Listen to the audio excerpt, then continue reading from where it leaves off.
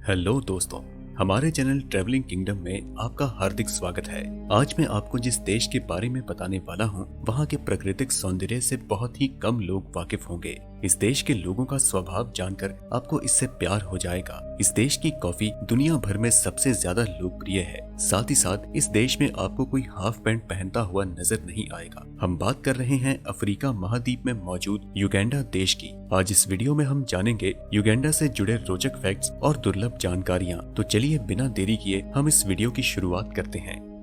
अफ्रीकी महाद्वीप में स्थित युगांडा एक लैंडलॉक देश है, जिसकी बॉर्डर सीमाएं 5 अलग अलग देशों से घिरी हुई हैं और वो 5 देश हैं रवांडा, कीनिया, तंजानिया, दक्षिण सूडान और democratic republic of Congo. Uganda landlock देश तो है ही, लेकिन यहाँ पर नदियों और झीलों की कोई कमी नहीं है और इसी कारण यहाँ के किसानों को खेती करते समय पानी की कमी बिल्कुल महसूस नहीं होती है। इस देश का क्षेत्रफल 1,99,810 स्क्वायर किलोमीटर के आसपास फैला हुआ है और इसकी आबादी का 25% हिस्सा शहर में और 75% गाँव में रहता है। इस देश की राजधानी कंपाला है और 2021 की जनगणना के अनुसार इस देश की जनसंख्या 4,68,59,327 है। कहा जाता है कि ये अफ्रीका के सबसे यंगेस्ट देशों में से एक है। इस देश की औसतन उम्र की बात करें तो ये 32 साल है।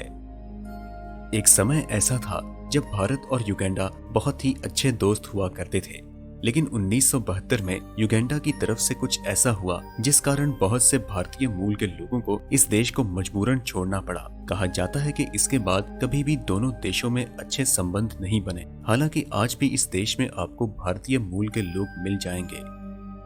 युगांडा की करेंसी युगांडन शिलिंग है और हमारा एक भारतीय रुपया यहाँ के 48 युगांडन शिलिंग के बराबर है। इस देश की एक समस्या ये है कि यहाँ पर कुछ लोग तो बहुत ही ज्यादा अमीर हैं और वहीं कुछ लोग बहुत ही गरीब हैं। कहा जाता है कि यहाँ अमीर और गरीब लोगों के बीच का फासला बहुत ज्यादा है। हमारे देश भारत की ही तरह अमीर और अमीर होता जाता है और गरीब होता जाता है। युगांडा देश की एक बड़ी खासियत ये है कि इस देश में जब भी आपको किसी से मिलना हो तो आपको सबसे पहले उन्हें बोलना है कि आप कैसे हैं, क्योंकि ऐसा ना करने पर युगांडा के लोगों को लगता है कि आप उनका भला नहीं चाहते हैं और वो इस बात का बुरा मानते हैं।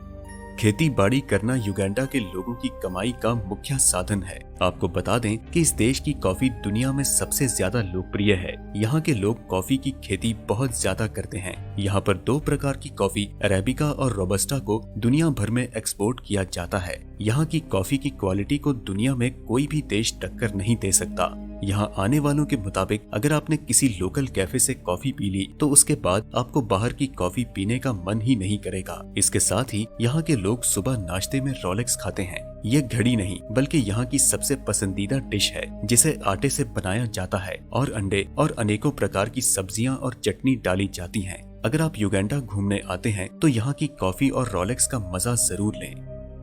युगांडा के कायदे कानून के मुताबिक यहाँ के लड़के और लड़कियाँ हाफ पैंट नहीं पहन सकते हैं। अगर आप यहाँ के निवासी हैं और आपने गलती से भी हाफ पैंट पहन ली तो समझ लें कि आपको गिरफ्तार किया जा सकता है। लेकिन अगर आप यहाँ पर घूमने आए हैं तो एक पल के लिए आप बच सकते हैं। युगांडा की महिलाएं बहुत ज्यादा मेहनती होती हैं। यहाँ की मान्यता के अनुसार जब भी किसी घर का निर्माण होता है तो उसमें दीवारें बनाने का काम केवल महिलाएं ही करती हैं और छत बनाने का काम पुरुष करते हैं। यहाँ की मान्यता है कि ऐसा करने से घर में मजबूती आती है। आपको बता दें कि इस देश में ज्यादातर घर मिट्टी के बने हुए हैं। युगांडा की एक खास बात यह है कि यहाँ के लोगों का दिल बहुत बड़ा होता है और हमें भी इनसे कुछ सीख लेनी चाहिए। भले ही यहाँ पर ज्यादा पैसा नहीं है, लेकिन सबसे बड़ी बात तो ये है कि यहाँ पर खुशहाली है। यहाँ पर लोग हमेशा ही आपको मुस्कुराते हुए नजर आएंगे।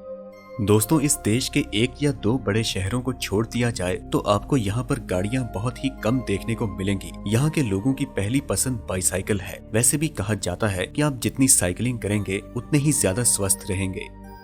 युगांडा के लोग ग्रास हॉपर्स को तेल में तलकर खाने के बड़े शौकीन हैं। कहा जाता है कि अगर आपको कोई ग्रास हॉपर्स खाने के लिए दावत दे रहा है तो इसका मतलब ये है कि वह आपको बहुत इज्जत देता है। इसलिए मैं तो आपसे यही कहूँगा कि आप उनकी दावत को जरूर स्वीकार कर लें और जल्द से जल्द वहाँ ग्रास हॉपर्स खाने के लिए पहुँच जाएं। आपको ये पसंद हो या ना हो वो एक अलग बात है। साल 2016 में युगांडा की सरकार ने भारत के लोगों के लिए एक नियम बनाया है जिसके तहत आपको वीजा लेने की कोई जरूरत नहीं है। आपको बता दें कि अगर आपको युगांडा देश घूमने के लिए जाना है तो 7 दिन के लिए आपको 85,000 से 1 लाख रुपए खर्च करने होंगे। अब दोस्तों हम बात करते हैं इसके कुछ मुख्य पर्यटक स्थल की जहाँ आपको एक बार तो जरूर जाना चाहिए। ये नेशनल पार्क युगांडा की खूबसूरती में 4 चांद लगा देता है। जंगल लाइफ तो सारे देशों में देखी जाती है, लेकिन जैसे यहाँ की सफारी होती है वो आपने शायद ही कभी देखी होगी। अगर आपको प्राकृतिक सौंदर्य को देखना है कि इससे ज्यादा खूबसूरत जगह आपको और कहीं देखने को नहीं मिलेगी। ये बायोलॉजिकली डाइवर्सिफाइड रेन फॉरेस्ट है जो कि 2 लाख साल से भी कहीं ज्यादा पुराना है। इस जंगल में आपको 400 से भी ज्यादा प्रकार के पेड़ देखने को मिलते हैं। वहीं 350 किस्म के पक्षी और ना जाने कितने प्रकार के जानवर। इसके साथ ही आपको यहाँ झील से लेकर खूबसूरत पहाड़ का नजारा भी देखने को मिलेगा। इस नेशनल पार्क में सबसे पहले आपको यहाँ की वाटरफॉल देखनी चाहिए। ये युगांडा का सबसे बड़ा नेशनल पार्क है जो कि लगभग 3,840 किलोमीटर में फैला हुआ है। यहाँ पर बड़ी संख्या में लोग सफारी करने आते हैं। इसके साथ ही यहाँ पर आपको शेर से लेकर चीता और बाघ देखने को मिलेंगे। नाइल नदी के किनारे ना जाने कितने शहर बसे हुए हैं। इस नदी का स्रोत कहाँ से है ये आपको युगांडा देश जाने से ही पता चलेगा। ये एक बहुत ही खूबसूरत जगह है और यहाँ पर भी बहुत बड़ी संख्या में लोग घूमने आते हैं। इसके साथ ही आप यहाँ पर बोटिंग भी कर सकते हैं। ये युगांडा का सबसे लोकप्रिय पर्यटक स्थल है जिसे माउंटेन्स ऑफ द मून भी कहा जाता है। दोस्तों क्या आप जानते हैं कि यहाँ पर कभी कभी अच्छी खासी बर्फबारी भी होती है। ये इलाका चारों तरफ से पहाड़ियों से घिरा हुआ है और सबसे अच्छी बात ये है कि यहाँ पर आपको एक से बढ़कर एक खूबसूरत रिजॉर्ट्स भी देखने को मिलेंगे। युगांडा में स्थित ये चर्च केवल युगांडा का ही नहीं बल्कि पूरी दुनिया का दूसरा सबसे छोटा चर्च माना जाता है। ये इतना छोटा है कि यहाँ के पादरी को मिलाकर महज 3 ही लोग इसमें दाखिल हो सकते हैं। 1996 में बने इस चर्च का वैसे तो कोई नाम नहीं है, परंतु लोग इसे बीकू पहाड़ी के चर्च के नाम से जानते हैं। अगर आप यहाँ घूमने आते हैं तो आपको एक बार इस चर्च को जरूर देखना चाहिए।